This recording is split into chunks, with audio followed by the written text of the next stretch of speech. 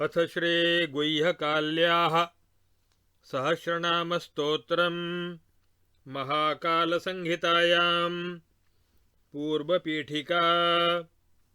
देव्युवाच यदुक्तं भवता पूर्वं प्राणेश करुणावशात् नाम्नां सहस्रं देव्यास्तु तदिदानीं वद प्रभो। श्रीमहाकाल उवाच अतिप्रीतोऽस्मि देवेशि तवाहं वचसा मुना सहस्रनामस्तोत्रं यत् सर्वेषामुत्तमोत्तमं सुगोपितं यद्यपि स्यात् कथयिष्ये तथापि ते। देव्याः सहस्रनामाख्यं स्तोत्रं पापौघमर्दनं मह्यं पुरा भुवः कल्पे त्रिपुरघ्नेन कीर्तितम्। आज्ञप्तश्च तथा देव्या प्रत्यक्षं गतया तया त्वयैतत् प्रत्यहं पाठ्यं स्तोत्रं परमदुर्लभम् महापातकविध्वंसि सर्वसिद्धिविधायकं महाभाग्यप्रदं दिव्यं संग्रामे जयकारकम् विपक्षदर्पदलनं विपदम्बोधितारकम् कृत्याभिचारशमनं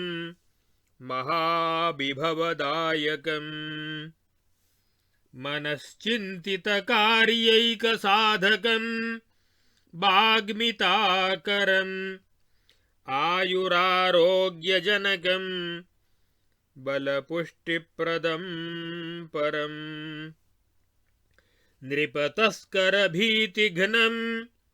विवादे जयवर्धनं परशत्रुक्षयकरं कैवल्यामृतहैतुकम् सिद्धिरत्नाकरं श्रेष्ठं सद्यः प्रत्ययकारकं नातः परतरं देव्याः अस्त्यन्यत् तुष्टिदं परम्। नाम्नां सहस्रं गुह्यायाः कथयिष्यामि ते प्रिये यत्पूर्वं सर्वदेवानां मन्त्ररूपतया स्थितम्। दैत्यदानवयक्षाणां गन्धर्वोरगरक्षसां प्राणवत् कण्ठदेशस्थं यत्स्वप्नेऽप्यपरिच्युतम्। देवर्षीणां मुनीनां च वेदवद् रसनागतं सार्वभौममहीपालैः प्रत्यहं यच्च पठ्यते मया च त्रिपुरघ्नेन जप्यते यद्दिने दिने यस्मात् परं नो भविता स्तोत्रं त्रिजगतीतले। वेदवन्मन्त्रवद्यच्च शिववक्त्रविनिर्गतं यन्नान्यतन्त्रागमेषु यामले डामरेण च न चान्यसंहिता ग्रन्थे नैव ब्रह्माण्डगोलके संसारसागरं तर्तुम् एतत् पोतवदिष्यते। नानाविधमहासिद्धिकोशरूपं महोदयं या देवी सर्वदेवानां या माता जगदोकसाम्। या सृष्टिकर्त्री देवानां विश्वावित्री च या स्मृता या च त्रिलोक्याः संहर्त्री या दात्री सर्वसंपदाम् ब्रह्माण्डं या च विष्टभ्य तिष्ठत्यमरपूजिता पुराणोपनिषद्वेद्या या चैका जगदम्बिका यस्याः परं नान्यदस्ति किमपीह जगत्त्रये सा गुह्यास्य प्रसादेन वशीभूतेव तिष्ठति अत एव महत्स्तोत्रमेतज्जगति दुर्लभम् पठनीयं प्रयत्नेन परं पदमभीप्सुभिः किमन्यैः स्तोत्र विस्तारैर्नायं चेत् पठितो भवत् किमन्यैः स्तोत्र विस्तारैरयं चेत् पठितो भवेत् दुर्वाससे नारदाय कपिलायात्रये तथा दक्षाय च वसिष्ठाय संवर्ताय च विष्णवे अन्येभ्योऽपि च देवेभ्यो वदं स्तोत्रमिदं पुरा इदानीं कथयिष्यामि तव त्रिदश वन्दिते इदं शृणुष्व यत्नेन श्रुत्वा चैवावधारय धृत्वान्येभ्योऽपि देहि त्वं यान्वै कृपयसे सदा अथ विनियोगः ॐ अस्य श्री गुह्यकाली सहस्रनाम स्तोत्रस्य श्री त्रिपुरघ्न ऋषिः अनुष्टुप् छन्दः एकवक्त्रादि शतवक्त्रान्ता श्री गुह्यकाली देवता फ्रूं बीजं ख्रैं ख्रैं शक्तिः श्रीं ख्रीं कीलकम् पुरुषार्थचतुष्टय साधनपूर्वक श्री चण्डयोगीश्वरी प्रीत्यर्थे जपे विनियोगः ॐ तत्सत् अथ श्री गुह्यकाली सहस्रनाम स्तोत्रम् ॐ फ्रें कराली चामुण्डा चण्डयोगेश्वरी शिवा दुर्गा कात्यायनी सिद्धिविकराली मनोजवा उल्कामुखी फेरुरावा भीषणा भैरवासना कपालिनी कालरात्रिर्गौरी कंकालधारिणी श्मशानवासिनी प्रेतासना रक्तोदधिप्रिया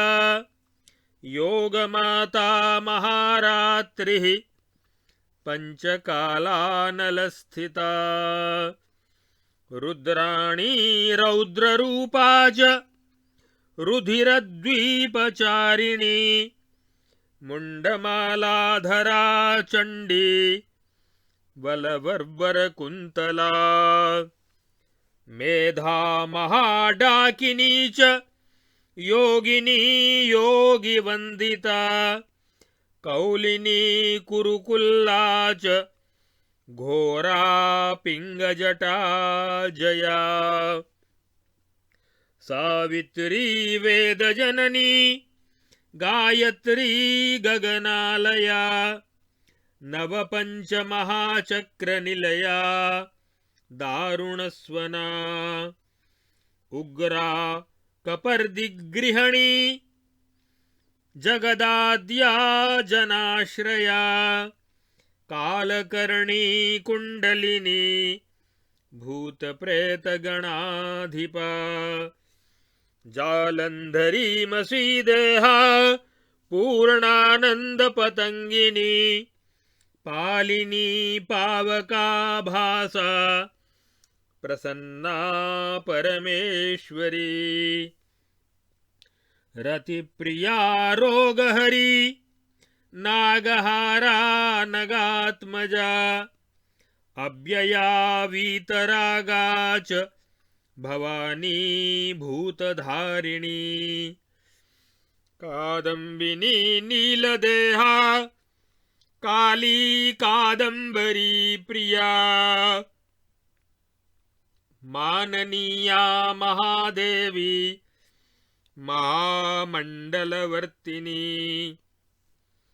महामांसा शनीशानी चिद्रूपा बागगोचरा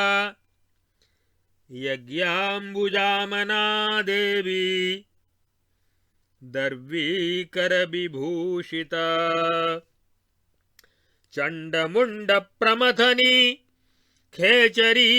खेचरोदिता तमालश्यामला तीव्रा तापिनी तापनाशिनी महामाया महादंष्ट्रा महोरगविराजिता लंबोदरी लोलजटा लक्ष्म्या लक्ष्मीप्रदायिनी धात्री धाराधराकारा धोरणी धावनप्रिया हरजाया हराराध्या हरिवक्त्रा हरीश्वरी विश्वेश्वरी वज्रनखी स्वरारोहा बलप्रदा घोणकी घर्घरा रावा घोरा घौघ प्रणाशिनी कल्पान्तकारिणी भीमा ज्वाला मालिन्यवामया सृष्टिः स्थितिः क्षोभणा च कराला चापराजिता वज्रहस्तानन्तशक्तिर्विरूपा च परापरा ब्रह्माण्डमर्दिनी प्रध्वंसिनी लक्षभुजा सती विद्युज्जिह्वा महादंष्ट्रा छायाध्वरसुताद्यहृत् महाकालाग्निमूर्तिश्च मेघनादा कटङ्कटा प्रदीप्ता विश्वरूपा च जीवदात्री जनेश्वरी साक्षिणी शर्वरी शान्ता शममार्गप्रकाशिका क्षेत्रज्ञा क्षेपणी क्षम्या क्षता क्षामोदरी क्षितिः अप्रमेया कुलाचारकर्त्री कौलिकपालिनी माननीया मनोगम्या मेनानन्दप्रदायिनी सिद्धान्त निरध्यक्षा मुण्डिनी मण्डलप्रिया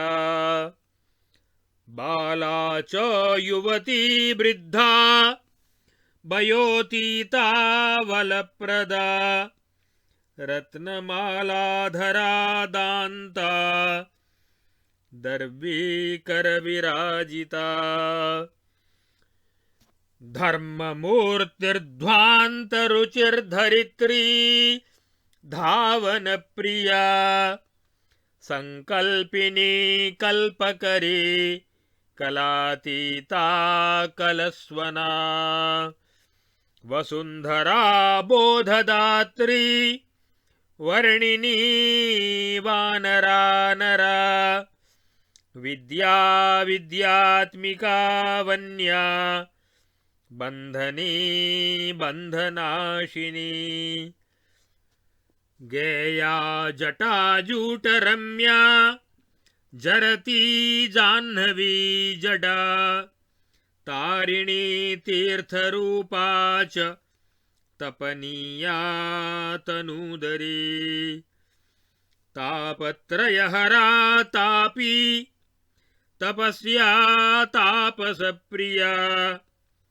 भोगिभूष्या भोगवती भगिनी भगमालिनी भक्तिलभ्या भावगम्या भूतिदा भववल्लभा स्वाहारूपा स्वधारूपा वषट्कारस्वरूपिणी हन्ताकृतिर्नमो रूपा यज्ञादिर्यज्ञसम्भवा स्फ्योसूर्पचमसाकारा श्रक्ष्वाकृतिधारिणी उद्गीतहिंकारदेहा नमः स्वस्ति प्रकाशिनी ऋग्यजुः सामरूपा च मंत्रब्राह्मणरूपिणी सर्वशाखामयी खर्बा पीवर्युपनिषद्बुधा रौद्रे मृत्युञ्जया चिन्तामणिर्बैहायसी धृतिः तार्तीया हंसिनी चान्द्री तारात्रयीविक्रमी स्थितिः योगिनी डाकिनी धारा वैद्युते विनयप्रदा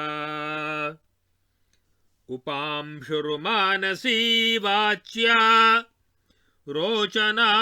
रुचिदायिनी सत्त्वाकृतिस्तमो रूपा राजसी गुणवर्जिता आदिसर्गादिकालीन भानवी नाभसी तथा मूलाधारा कुण्डलिनी स्वाधिष्ठानपरायणा मणिपूरकबासा च विशुद्धा नाहता तथा आज्ञा प्रज्ञा महासंज्ञा वर्वरा व्योमचारिणी बृहद्रथन्तराकारा ज्येष्ठा चाथर्वणी तथा प्राजापत्या महाब्राह्मी हुं हुंकारा पतंगिनी राक्षसी दानवी भूतिः पिशाची प्रत्यनीकरा उदात्ताप्यनुदात्ता च स्वरिता निस्वराप्यजा निष्कला पुष्कला साध्वी सानुता खण्डरूपिणी गूढ़ा पुराणा चरमा प्राग्भवे वामनी ध्रुवा काकी मुखी साकला च स्थावरा जंगमेश्वरी ईडा च पिंगला चैव सुषुम्ना ध्यानगोचरा सर्गा विसर्गा धमनी कंपिनी बंधनी हिता संकोचिनी भासुरा च निम्ना दृप्ता प्रकाशिनी प्रबुद्धा क्षेपणी क्षिप्ता पूर्णालस्या विलंबिता आवेशिनी घर्घरा च रूक्षा क्लिन्ना सरस्वती स्निग्धा चण्डा कुहुः पूषा वारणा च यशस्विनी गान्धारी शङ्खिनी चैव हस्तिजिह्वा पयस्विनी विश्वोदरा लम्बुषा च बिभ्रा तेजस्विनी सती अव्यक्ता गालनी मंदा मुदिता चेतनापि च द्रावणी चपलालम्बा भ्रामरी मधुमत्यपि धर्मारसवहा चण्डी सौवीरी कपिला तथा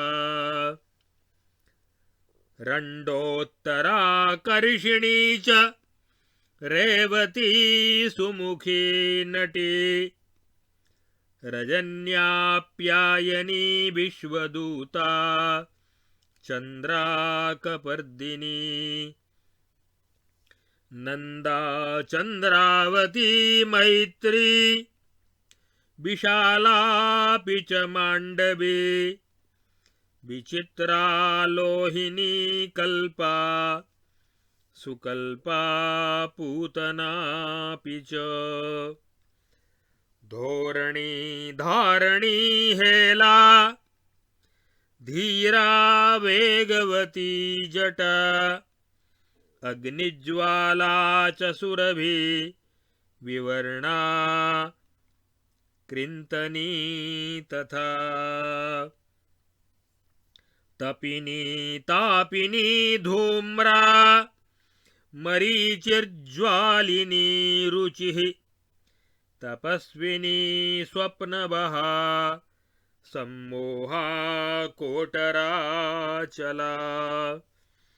विकल्पालम्बिका मूला तन्द्रावत्यपि घण्टिका अविग्रहा च कैवल्या तुरीया चा पुनर्भवा बिभ्रान्तिश्च प्रशान्ता च योगनिःश्रेण्यलक्षिता निर्बाणा स्वस्तिका वृद्धिर्निवृत्तिश्च महोदया बोध्या विद्या च तामिश्रा वासना योगमेदिनी निरञ्जना च प्रकृतिः सत्ताख्या पारमार्थिकी प्रतिबिम्बनिराभासा सदसद्रूपधारिणी उपशान्ता च चैतन्या कूटा विज्ञानमय्यपि शक्तिविद्या वासिता च मोदिनी मुदितानना अनया प्रवहा ब्याडी सर्वज्ञा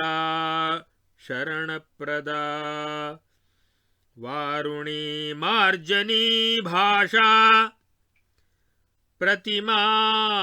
बृहती खला प्रतीच्छा प्रमितिः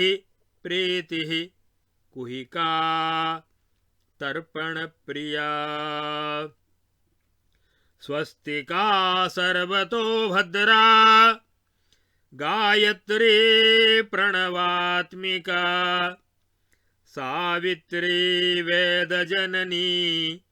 निगमाचारबोधिनी विकराला कराला च ज्वाला जालैकमालिनी भीमा च क्षोभणानन्ता वीरा वज्रायुधा तथा प्रध्वंसिनी च मालंका विश्वमर्दिन्यवीक्षिता मृत्युः सहस्रबाहुश्च घोरदंष्ट्रा बलाहकी पिंगा पिंगशता दीप्ता प्रचंडा सर्वतोमुखी विदारिणी विश्वरूपा विक्रांता भूतभावनी विद्राविणी मोक्षदात्री कालचक्रेश्वरी नटी तप्तहाटकवर्णा च कृतान्ता भ्रान्तिभञ्जिनी सर्वतेजोमयी भव्या दितिशोककरी कृतिः महाक्रुद्धा श्मशानस्था कपालश्रगलङ्कृता कालातिकाला कालान्तकरीतिः करुणानिधिः महाघोरा घोरतरा संहारकरिणी तथा अनादिश्च महोन्मत्ता भूतधात्र्यसिते क्षणा भीष्माकारा च वक्रांगी बहुपादैकपादिका कुलांगना कुलाराध्या कुलमार्गरतेश्वरी दिगंबरा मुक्तकेशी वज्रमुष्टिर्निरिन्धनी सम्मोहिनी क्षोभकरी स्तंभिनी वश्यकारिणी दुर्धर्षा दर्पदलनी त्रैलोक्यजननी जया उन्मादोच्चाटनकरी कृत्याभिघातिनी विरूपा कालरात्रिश्च महारात्रिर्मनोन्मनी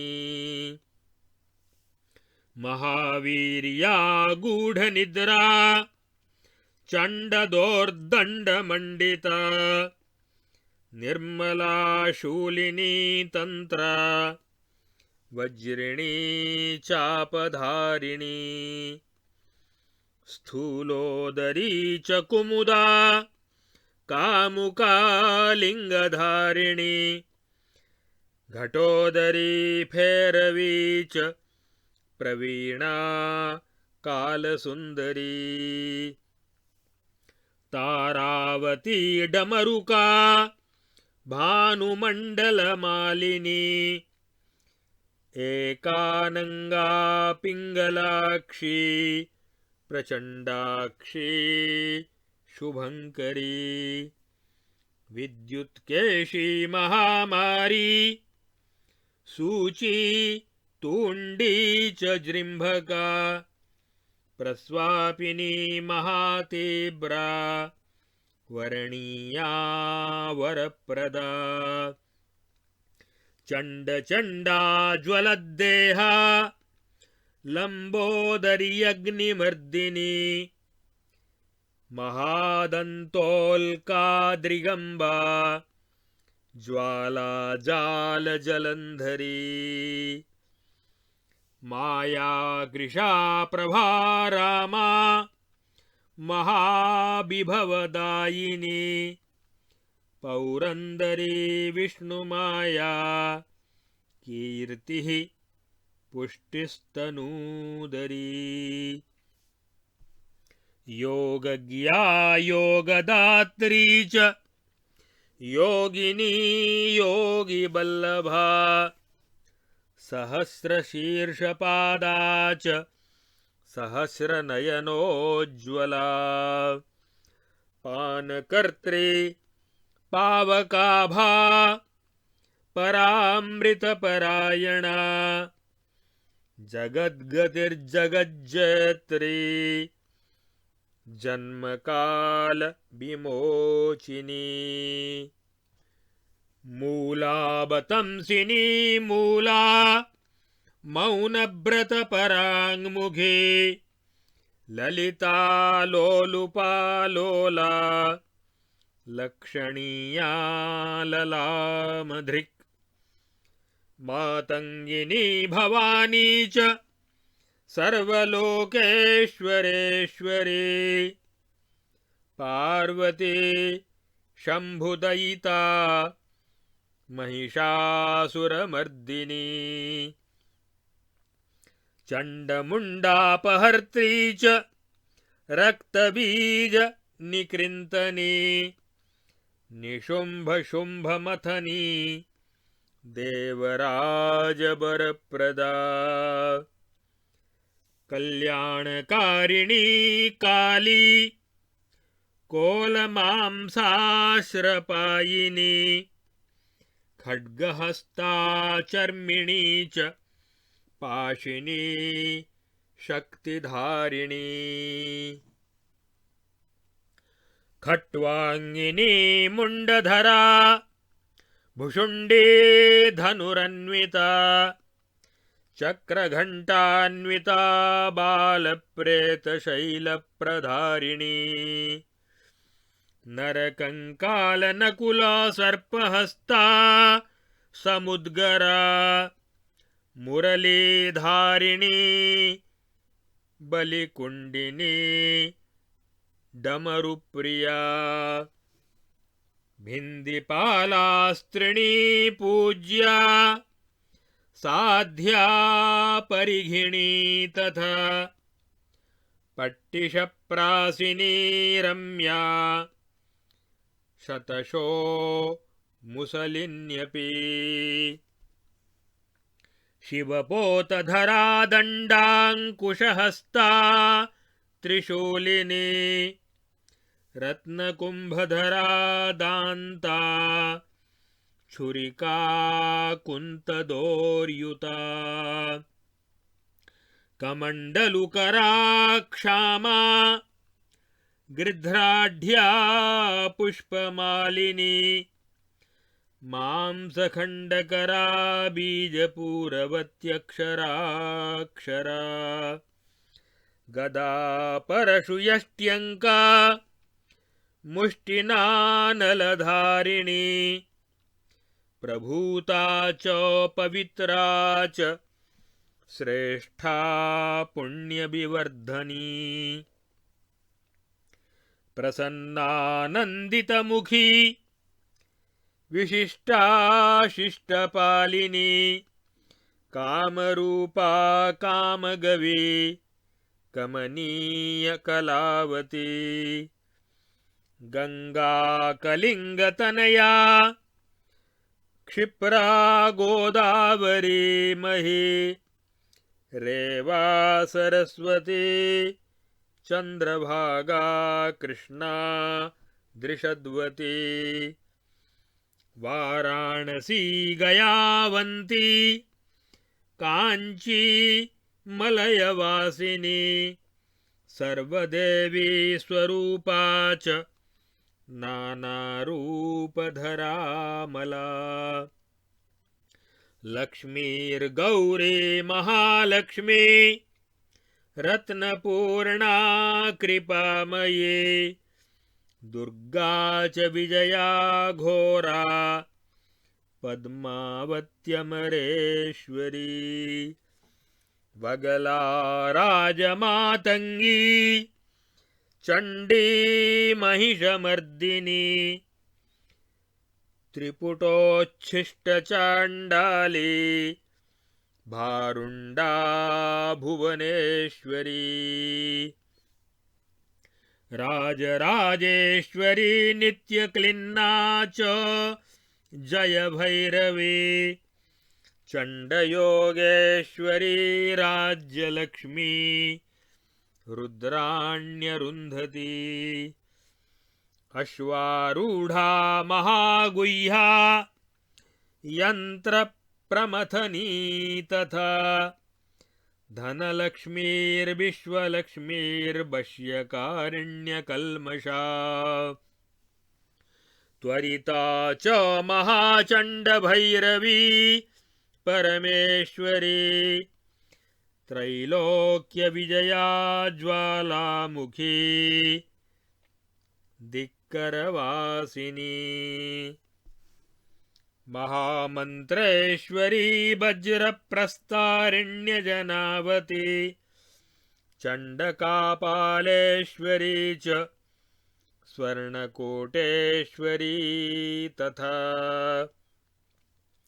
उग्रचण्डा श्मशानोग्रचण्डा वार्ताल्यजेश्वरी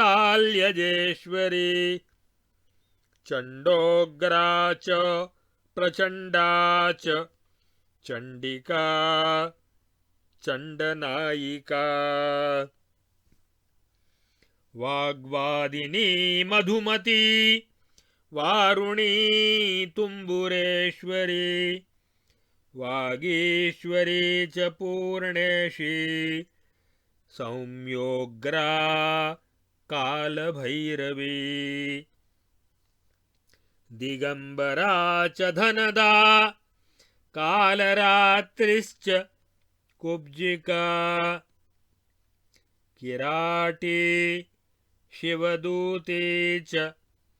कालसंकर्षणी तथा कुक्कुटी संकटा देवी चपलभ्रमराम्बिका महार्णवेश्वरी नित्या जय झंकेश्वरी तथा शबरी पिंगला बुद्धिप्रदा संसारतारिणी विज्ञा महामोहिनी च बाला त्रिपुरसुंदरी उग्रतारा चैकजटा तथा नीलसरस्वती त्रिकंटकी छिन्नमस्ता बोधिसत्वा रणेश्वरी ब्रह्माणी वैष्णवी माहेश्वरी कौमार्यलंबुषा वाराही नारसिंही च चामुण्डेन्द्राण्ययोनिजा चण्डेश्वरी चण्डघण्टा नाकुली मृत्युहारिणी हंसेश्वरी मोक्षदा च शातकर्णी जलंधरी इंद्राणी वज्रबाराही फेत्कारी तुम्बुरेश्वरी हयग्रीवा हस्तितुंडा नाकुली मृत्युहारिणी स्वरकर्णी ऋक्षकर्णी शूर्पकर्णा बलाबला महानीलेश्वरी जातवेदसी कोकतुंडिका गुह्येश्वरी वज्रचण्डी महाविद्या च बाभ्रवी शाकंभरी दानवेशी डामरी चर्चिका तथा एकवीरा जयंती च एकानंशा पताकिनी नीललोहितरूपा च ब्रह्मवादिन्ययंत्रिता त्रिकालवेदिनी नीलकोरंगी रक्तदंतिका भूतभैरव्यनालंबा कामाख्या कुलकुट्टनी क्षेमंकरी विश्वरूपा मायूर्यावेशिनी तथा कामांकुशा कालचंडी भीमा देव्यर्धमस्तका धूमावती योगनिद्रा ब्रह्म विष्णु निकृन्तनी चंडोग्रा च कपालिनी च बोधिका हाटकेश्वरी महामंगलचंडी च तोवरा चण्डखेचरी विशाला शक्तिसौपर्णी फेरुचण्डी मदोद्धता कापालिका चञ्चरीका महाकामध्रुवापि च विक्षेपणी भूततुण्डी मानस्तोका सुदामिनी निर्मूलिनी राङ्कविणी सद्यो जाता मदोत्कट वामदेवी महाघोरा महातत्पुरुषी तथा ईशानी शाङ्करी भर्गो महादेवी कपर्दिनी त्र्यम्बकी व्योमकेशी च मारी पाशुपती तथा जयकाली धूमकाली ज्वालाकाल्युग्रकालिका धनकाली घोरनादकाली कल्पान्तकालिका वेतालकाली कंकालकाली श्रीनग्नकालिका रौद्रकाली घोरघोरतरकाली तथैव च ततो दुर्जयकाली च महामन्थानकालिका आज्ञाकाली च संहारकाली संग्रामकालिका कृतान्तकाली तदनु तिग्मकाली ततः परम् ततो महारात्रिकाली महारुधिरकालिका शवकाली भीमकाली चण्डकाली तथैव च सन्त्रासकाली च ततः श्रीभयङ्करकालिका विकरालकाली श्रीघोरकाली विकटकालिका करालकाली तदनु भोगकाली ततः परम्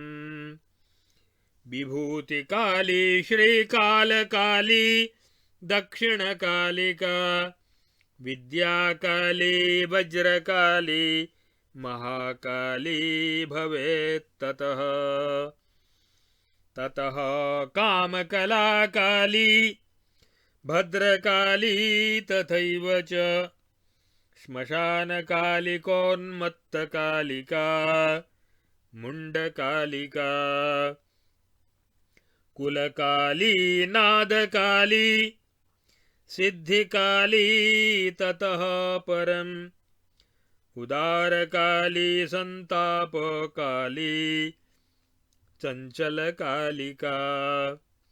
डामरी कालिका भावकाली कुणपकालिका कपालकाली च दिगंबरकाली तथैव च उद्दामकाली प्रपंचकाली विजयकालिका क्रतुकाली योगकाली तपःकाली तथैव च आनन्दकाली च ततः प्रभाकाली ततः परम्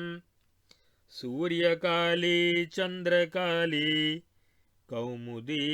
कालिका ततः स्फुलिङ्गकाल्यग्निकाली वीरकाली तथैव च रणकाली हुं हुंकारनादकाली ततः परम् जयकाली विघ्नकाली महामार्तण्डकालिका चिताकाली भस्मकाली ज्वलदङ्गारकालिका पिशाचकाली तदनु ततो लोहितकालिका खरकाली नागकाली ततो राक्षसकालिका महागगनकाली च विश्वकाली भवेदनु मायाकाली मोहकाली ततो जंगमकालिका पुनस्थावरकाली च ततो ब्रह्मांडकालिका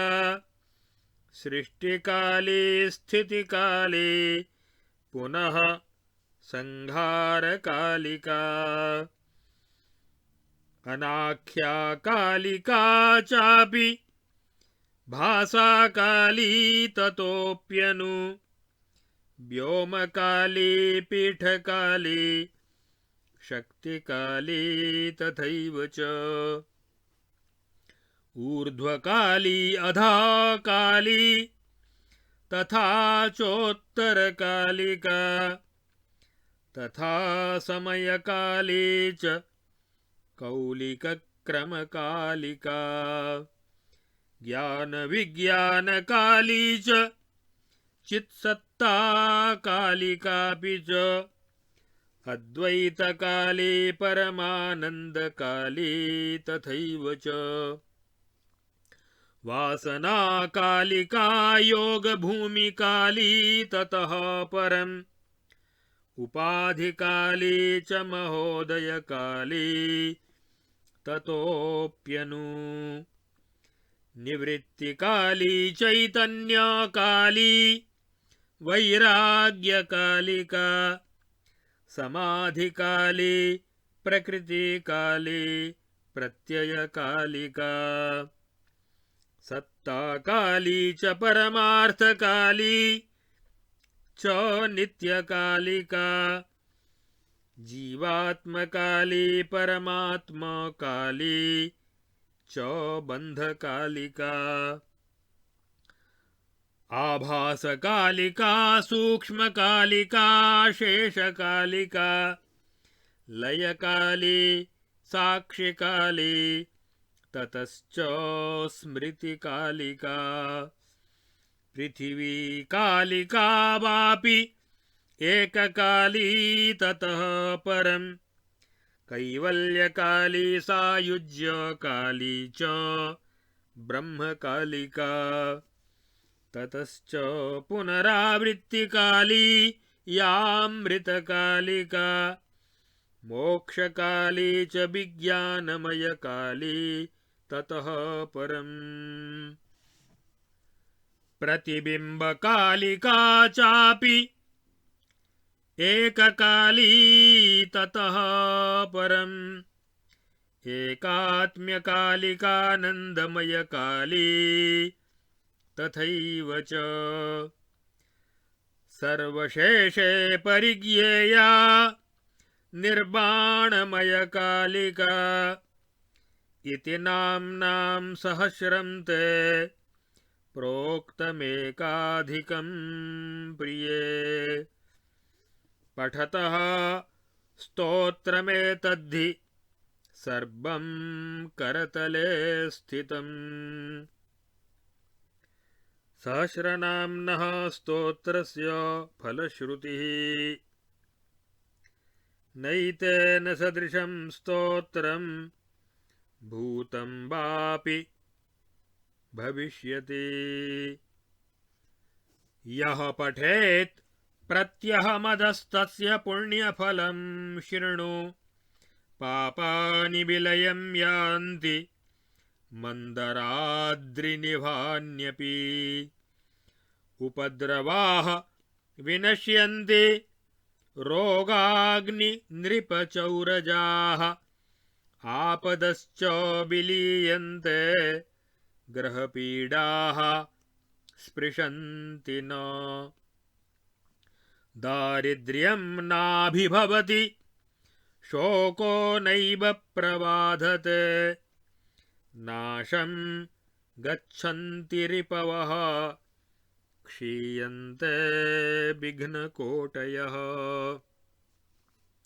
उपसर्गाः पलायन्ते बाधन्ते न विषाण्यपि नाकालमृत्युर्भवति न जाड्यं नैव मूकता इन्द्रियाणां न दौर्बल्यं विषादो नैव जायते अथादौ नास्त्यहानिः स्यात् न कुत्रापि पराभवः यान् यान् मनोरथानिच्छेत् तांस्तान् साधयति द्रुतं सहस्रनाम पूजान्ते यः पठेद् भक्तिभावितः पात्रं स सर्वसिद्धीनां भवेत् संवत्सरादनु विद्यावान् बलवान् वाग्मी रूपवान् रूपवल्लभः अधृष्यः सर्वसत्त्वानां सर्वदा जयवान् रणे कामिनीनां प्रियो नित्यं मित्राणां प्राणसन्निभः रिपूणामशनिः साक्षाद्दाता भोक्ता प्रियंवदः आकरः स हि भाग्यानां रत्नानामिव सागरः मन्त्ररूपमिदं ज्ञेयं स्तोत्रं त्रैलोक्यदुर्लभम् एतस्य बहवः सन्ति प्रयोगाः सिद्धिदायिनः तान् विधाय सुरेशानि ततः सिद्धिः परीक्षयेत् ताररावौ पुरा दत्त्वा नाम चैकैकमन्तरा तच्चङेन्तं विनिर्दिश्य शेषे हार्दमनुं न्यसेत् उपरागे भास्करस्येन्दोर्वाप्यथान्यपर्वणि मालती कुसुमैर्बिल्वपत्रैर्वा पायसेन वा मधुक्षित द्राक्षया वा पक्वमोचाफलेन वा प्रत्येकं जुहुयात् नाम पूर्वप्रोक्तक्रमेण हि एवं त्रिवारं निष्पाद्य ततः स्तोत्रं परीक्षयेत् यावत्यः सिद्धयः सन्ति कथिता यामलादिषु भवन्त्येतेन तावन्त्यो दृढविश्वासशालिनाम् एतत् स्तोत्रस्य प्रयोगविधिवर्णनम् परचक्रे समायाते मुक्तकेशो दिगम्बरः रात्रौ तदाशाभिमुखः पञ्चविंशतिधा पठेत् परचक्रं सदा घोरं स्वयमेव पलायते महारोगोपशमने 30 वारमुदीरयेत् विवादे राजजनितोपद्रवे 10 जपेत् महादुर्भिक्षपीडासु महामारीभयेषु च 60 स्तोत्रमिदं पठन्नाशयति द्रुतं भूतप्रेतपिशाचादि कृताभिभवकर्मणि प्रजपेत् 15 क्षिप्रं तदभिधीयते तथा निगडबद्धानां मोचने 5 जपेत् बध्यानां प्राणरक्षार्थं 100 वारमुदीरयेत् दुःस्वप्नदर्शने वारत्रयं स्तोत्रमिदं पठेत् एवं विज्ञाय देवेशि महिमानममुष्य हि यस्मिन् कस्मिन्नपि प्राप्ते संकटे योजयेदिदम् शमयित्वा तु तत्सर्वं शुभमुत्पादयत्यपि रणे विवादे कलहे भूतावेशे महाभये उत्पातराजपीडायां बन्धुविच्छेद एव वा सर्पाग्निदस्यु नृपति शत्रुरोगभये तथा जप्यमेतन्महास्तोत्रम् समस्तं नाशमिच्छता ध्यात्वा देवीं गुह्यकालीं नग्नां शक्तिं विधाय च तद्योनौ यन्त्रमालिख्य त्रिकोणं बिन्दुमत्प्रिये पूर्वोदितक्रमेणैव मन्त्रमुच्चार्य साधकः गन्धपुष्पाक्षतैर्नित्यं प्रत्येकं परिपूजयेत् वलिं च प्रत्यहं दद्यात् 24 वासरान् स्तोत्राणामुत्तमं स्तोत्रं सिद्ध्यन्त्येतावताप्यदः स्तम्भने मोहने चैव वशीकरण एव च उच्चाटने मारणे च तथा द्वेषाभिचारयोः गुटिका धातुवादादियक्षिणी पादुकादिषु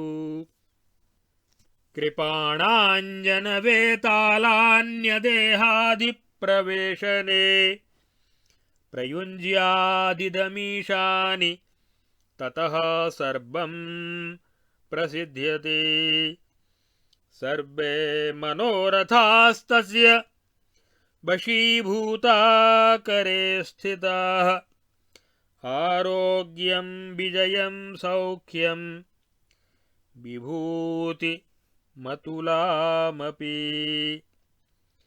त्रिविधोत्पातशान्तिं च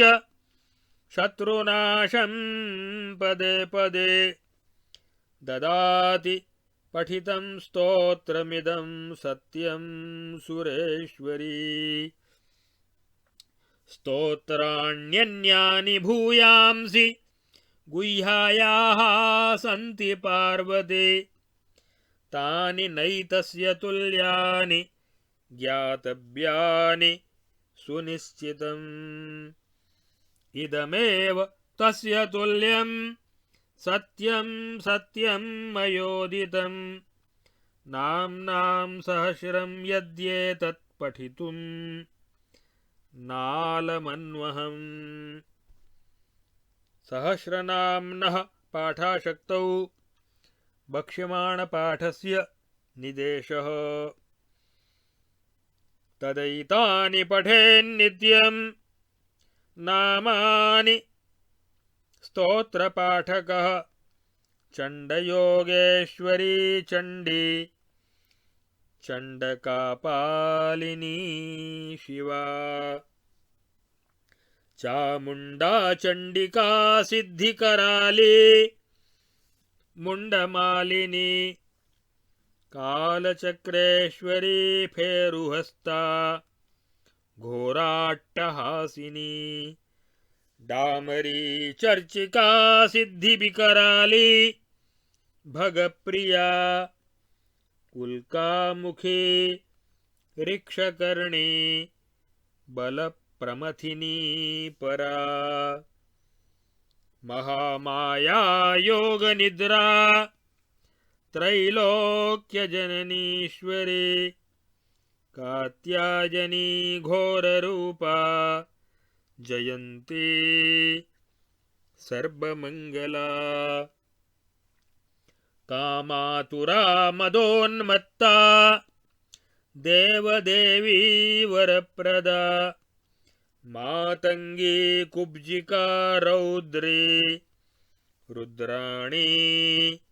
जगदंबिका चिदानंदमयी मेधा ब्रह्मरूपा जगन्मये संहारिणी वेदमाता